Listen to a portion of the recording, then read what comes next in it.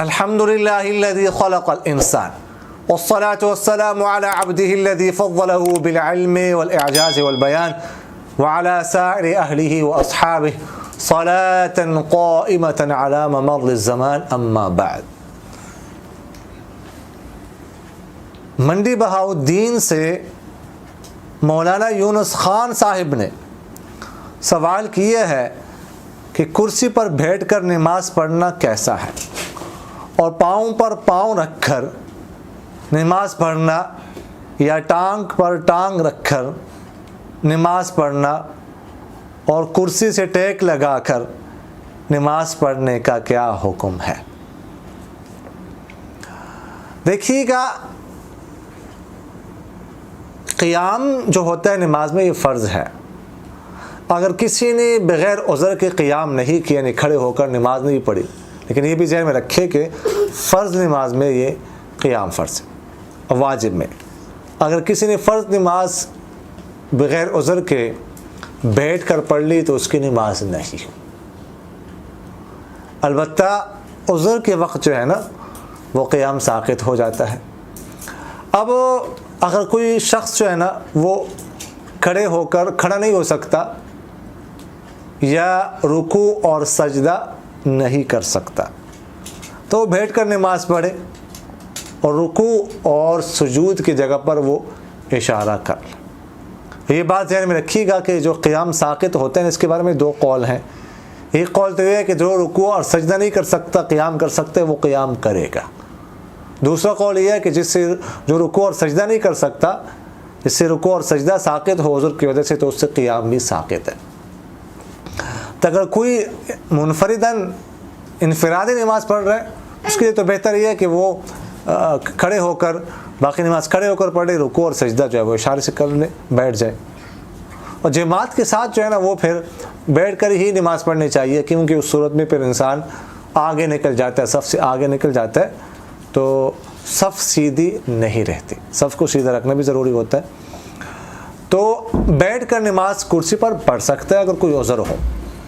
بغیر عذر کے تو نہیں پڑھ سکتا. اگر کوئی بغیر عذر کے پڑھتا ہے، قیام پر قادر ہو، تو اس کی نماز نہیں ہوتی. البتہ اگر قیام پر کسی کو قدرت نہ ہو یا رکوع اور سجود پر قدرت نہ ہو تو کرسی پر بیٹھ کر نماز پڑھ سکتا ہے، اور رکوع اور سجدے میں وہ اشارہ کرے گا، اور اسی طرح ہی بیٹھ کر جیسے اشارہ کرتے ہیں نا، رکوع کے لیے تھوڑا سا جھکے گا اور سجدے کے لیے اس سے زیادہ جھک جائے. یہ جو مشہور ہے کہ سجدے کے لیے ہاتھ باہر نکالے جائے، یہ ہاتھ باہر نہیں نکالنے چاہیے، اپنے رانوں پر ہاتھ رکھ کر ہی سجدہ کرنا چاہیے اور رکوع بھی اس طرح کرنا چاہیے. تو یہ پڑھ سکتا ہے. باقی یہ ہے کہ پاؤں پہ پاؤں رکھ کر یا ٹانگ پہ ٹانگ رکھ کر نماز میں اس طرح کرنا، یہ تو اچھی بات نہیں ہے. یہ تو تکبر کی علامت ہے، اور نماز میں جو ہے عاجزی کرنی چاہیے. اللہ تعالیٰ کے سامنے تواضع سے بندہ بیٹھ جائے، عاجزی سے اللہ کے حضور جو ہے اس طرح نماز پڑھی جائے.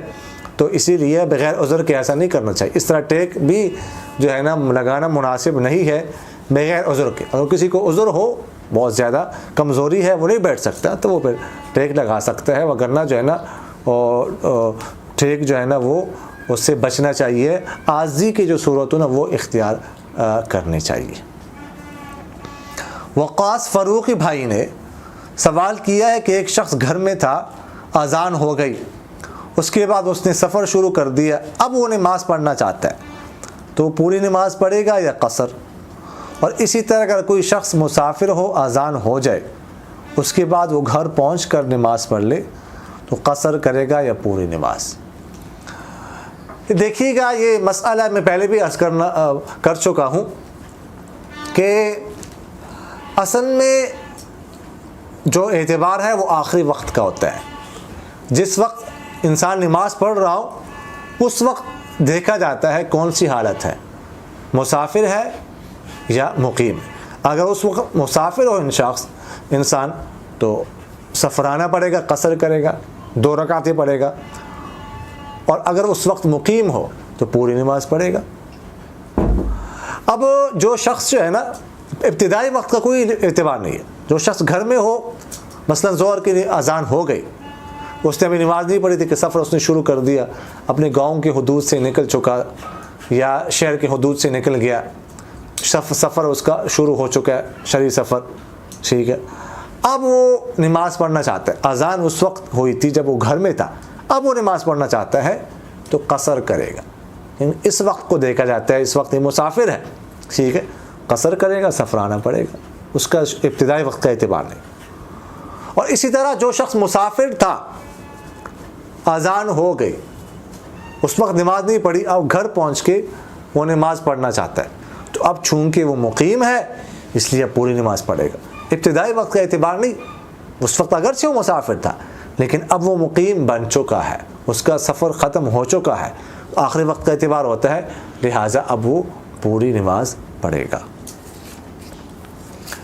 ایک صاحب نے پوچھا ہے کہ محلے والوں کے لیے مسجد کے کنویں سے پانی لینا کیسا ہے عذر کی وجہ سے, یعنی گھر میں پانی نہ ہو, اگر جائز نہ ہو اور لوگوں نے استعمال کیا ہو اس کے بارے میں کیا حکم ہے.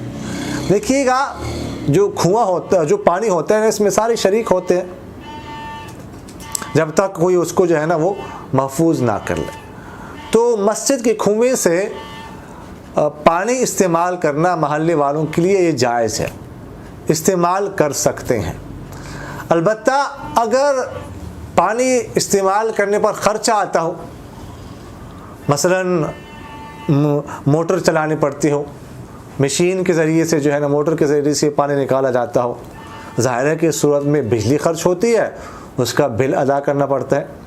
تو ایسی صورت میں پھر جو خرچہ ہے وہ ظاہر ہے محلے والے برداشت کریں گے, جو پانی استعمال کر رہے ہیں وہ برداشت کریں گے. البتہ اگر اس پر خرچہ نہ آتا ہو, ہاتھ کے ذریعے سے مثلا پانی نکالتے ہیں, تو اس صورت میں پھر کوئی خرچہ ادا کرنے کی ضرورت نہیں ہے, پانی استعمال کرنا ویسے بھی ان کے لیے جائز. تو پانی تو استعمال کر سکتے ہیں, اس میں کوئی حرج نہیں ہے, اگر اضافی خرچہ آتا ہو تو وہ جو ہے نا پھر محلے والوں کو ہی برداشت کرنا پڑے گا. اقول قولی ھذا استغفر اللہ لی ولکم ولسائر المسلمین فاستغفروہ انہ هو الغفور الرحیم.